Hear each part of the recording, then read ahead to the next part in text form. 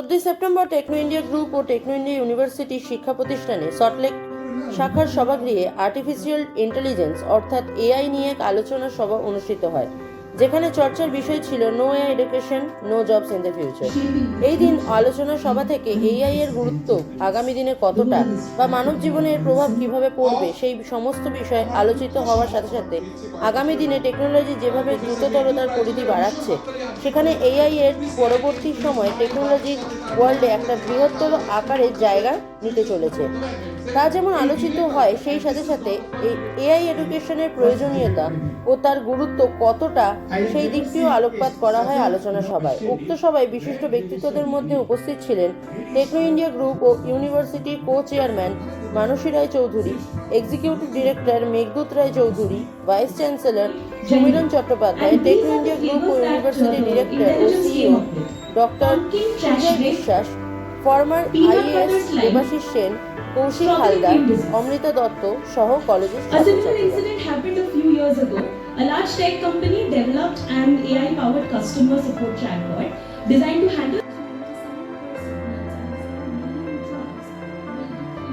to produce numerous samples of which are needed into these solutions. Let's start with a very well-known artist, song composer, singer, music and songwriter, Charlie Puth. I'm sure everyone knows of the man. He has in public accepted the fact that he has used AI's assistance to enhance his taste in music and to add better beats and tones and notes in his songs. There's another painter I'd like to mention here, Jenna Sutella, who has used AI and search engines to produce a very beautifully curated painting, which is now being sold at the range of 15,000 to 20,000 euros. This was ছিল আজকে digital এজে যেভাবে সমস্ত কিছু digitised হচ্ছে এবং তার থেকে যে হিউজ পরিমাণ অফ তথ্য বা ডেটা জেনারেট হচ্ছে, সেখান থেকেই আজকে আর্টিফিশিয়াল ইন্টেলিজেন্সের উৎপত্তি। এবং সেটাকে অস্বীকার করার কোনো জায়গা নেই যে আমাদের একটা স্কিল্ড ওয়ার্কফোর্স তৈরি করতেই হবে, যাতে কোনো না কোনোভাবে তারা এই এআইয়ের ইঞ্জিনটাকে রেসপন্সিবলি ম্যানেজ করতে শেখে, যেটাকে আমরা এখন রেসপন্সিবল এআই বলি। যে স্টুডেন্ট ম্যানেজমেন্ট স্টুডেন্টস আজকে যে আমাদের ফিউচার স্কুলের স্টুডেন্টসরা পার্টিসিপেট করছে এই ডিবেটে, they are proving that they can sit with the professionals and speak against or for the topic. Now comes the topic, definitely without AI, education, hospitals, even music industry cannot sustain. So it is a part which has to be taken ahead, but there has to be a balance. You know, when you talk about technology being used, there has to be a borderline to which we should use it, and human sentiments, human mentality also has to be given importance. But definitely AI is taking a great shape, not only to bring accuracy in the workplace, in education or in health sector, but also to keep the pace of the work much more faster, as well as somewhere it has its own benefits which will help the world to face education sector as well as health sector in a much better way. Just adding the ajke, when we are talking about robotic surgery, we are talking about surgeries which can be done from the other end of the country in India.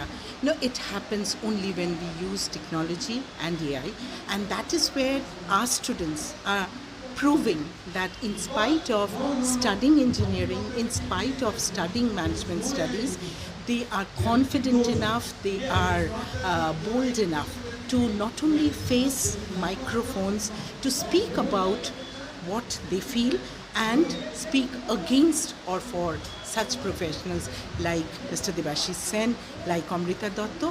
But yes, we missed Kunal Sarkar today, but he was the mentor and guide for our students for the last 3 years to bring the students to such a platform.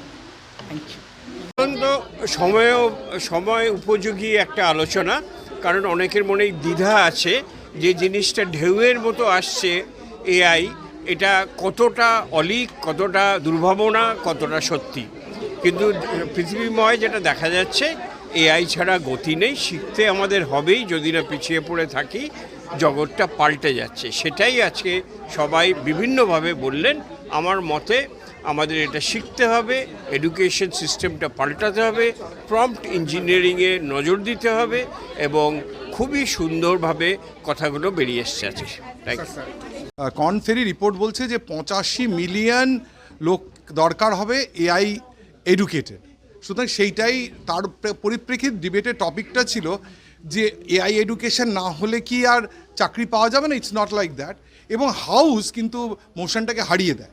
House বলে না, AI education না হলেও চাকরি পাওয়া যাবে, which is in a way may be satisfying for many of the people. কিন্তু at the same time প্রত্যেক দিন the world is changing every day, things getting automatized every single moment. আজকে AI, কিন্তু এটা আমিও বিশ্বাস করি, AI cannot replace human intelligence, কিন্তু হিউম্যান ইন্টেলিজেন্সের যে ডাটাবেস, ক্রোর্স অফ ডাটাবেস নিয়ে যে প্যাটার্ন এআই নিয়ে নিচ্ছে, সেই প্যাটার্ন থেকে উত্তর দিচ্ছে। আমি স্টুডেন্টসদেরও বলি, আজকেও বলেছি যে চ্যাট জিপিটিতে সমস্ত উত্তর পাওয়া যায়, কিন্তু সবগুলো কিন্তু ঠিক না। তার চ্যাট জিপিটি হ্যালিউসিনেট করে, জানে কিংবা না জানে একটা উত্তর দিয়ে দেয়। সুতরাং অ্যাট দি সেম টাইম সেটা উত্তরটা ঠিক কিনা কিনা আমরা জানি। একটা এক্সাম্পল দিচ্ছি ছোট্ট, একটা হোয়াটসঅ্যাপ নাম্বার চাইলাম, কারো দিয়ে দিল, আমি স্টোর করতে গিয়ে দেখলাম ওটা হোয়াটসঅ্যাপ নাম্বার, ওটা মেসেজ নাম্বার। সুতরাং হিউম্যান ইন্টেলিজেন্স সবসময় দরকার হবে। এআই কে ক্রিয়েট করেছে? হিউম্যান এআই ক্রিয়েট করেছে।